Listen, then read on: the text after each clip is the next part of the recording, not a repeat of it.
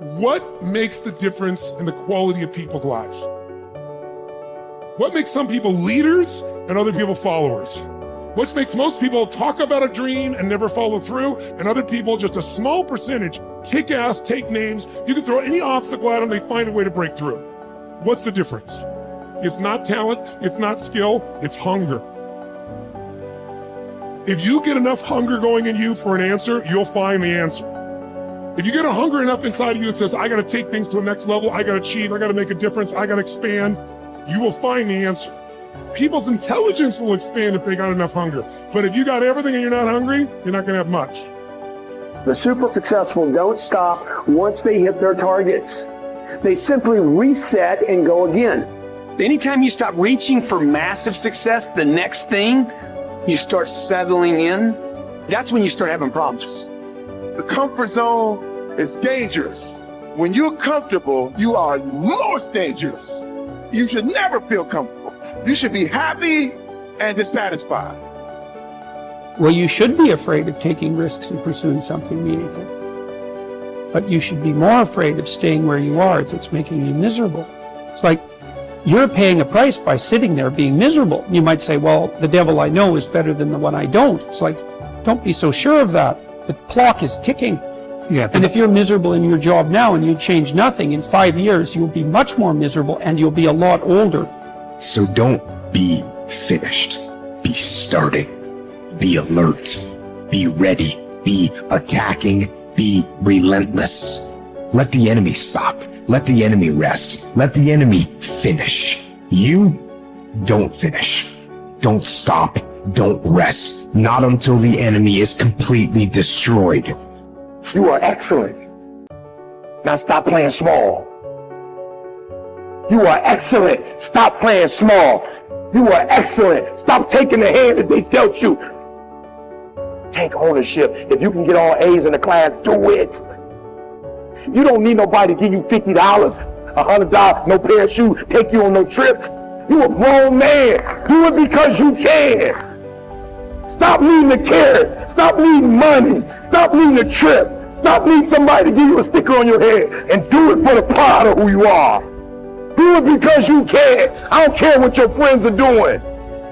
When you leave, what you fighting for? What's your legacy? What you gonna do? You say you a champ, but do you practice like a champ? You say you a champ, do you fight like a champ? You say you a champ, do you have the mentality of a champ?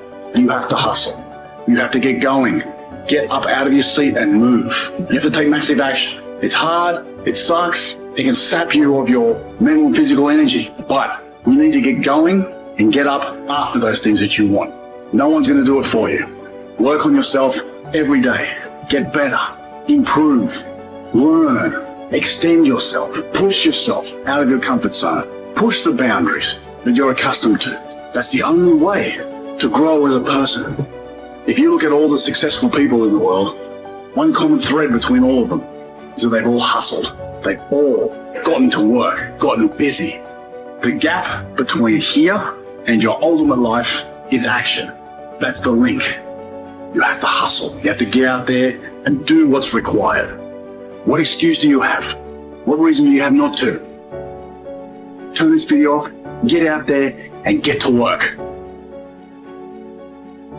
One of the things you have to understand about life is everything changes and everything ends. And that kind of sounds heavy on the front end, but it's a truth.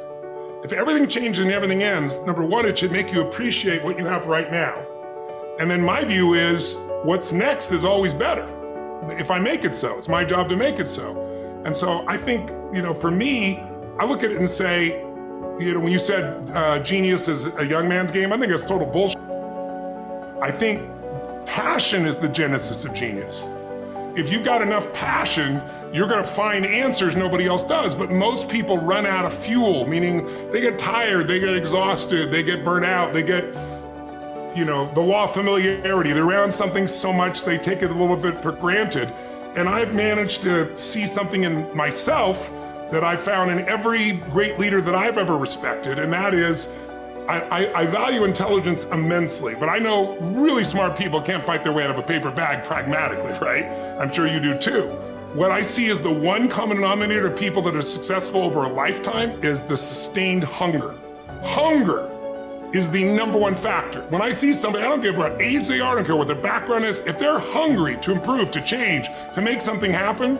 I mean, if you look at Richard Branson, he's as hungry today in his late 60s as he was at 16 years old in that crypt starting Virgin. You know, you look at my buddy Mark Benioff, you know, he's I think in his early 50s right now. Mark is more hungry today than when I knew him 12, 14, 15 years ago when he was first coming up with the idea of, he went to one of my seminars over and over again, the UPW, you know which one. And he went there like 4 or 5 times and he was sitting in the front row, he's a tall guy, introduced himself and said, "You've convinced me, I'm gonna leave this company I work for as an employee here and I'm gonna go start this new company called Salesforce.com. Wow. And he says, "Tony, we're gonna do $100 million in business and we're gonna change business." Now he's doing whatever, 30 billion right now. but it's because he hasn't lost the hunger. And I think the law of familiarity is what destroys a relationship. You get around somebody enough, you love them, but you don't have the same passion, same aliveness.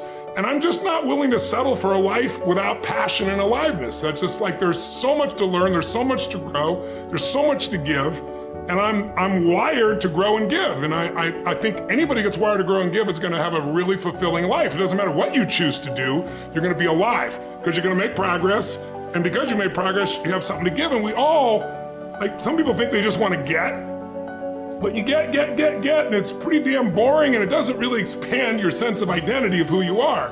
But if you're constantly growing and then taking what you learn, you're so excited about it, you share with other people and their life gets better, whether that be software you make or dresses you design or, you know, something you do in the health space that really gets people to enjoy their food while they're eating well.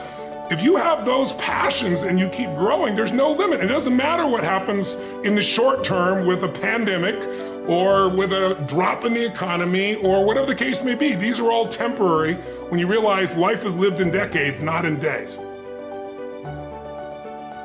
There are no right things to do in life. If you choose something and put everything that you have into it, it'll become a great thing. Is it the right thing? Is it the best thing? When you say, is it the right thing? What you're asking is it the best thing to do in life? There is no best thing to do in life. Anything that you take up, and if you put your heart and soul into it, it becomes a great thing. Is it the best thing? No. Then what is the best thing? There is no such thing.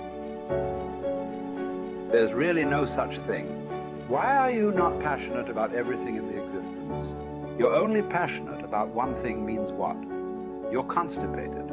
That's what it means. So, see, idiots do things that they don't like to do, suffer for their whole life because they think it's needed, or they think it's their duty. Intelligent people do what they love to do. They enjoy their life to some extent. But a genius learns to do what is needed joyfully. That's when your genius flowers, because it's no more about you. Now there's a limitless way of looking at life. So every aspect of this rally, or many other things we have done, I don't even have to tell people that this must happen, this must happen, this must happen. A few things, yes. The rest of it, I just make it up in my mind. I know it must happen. And it will happen. Not because I'm exercising my will over the world, because I'm just fulfilling the will of the world, that's all.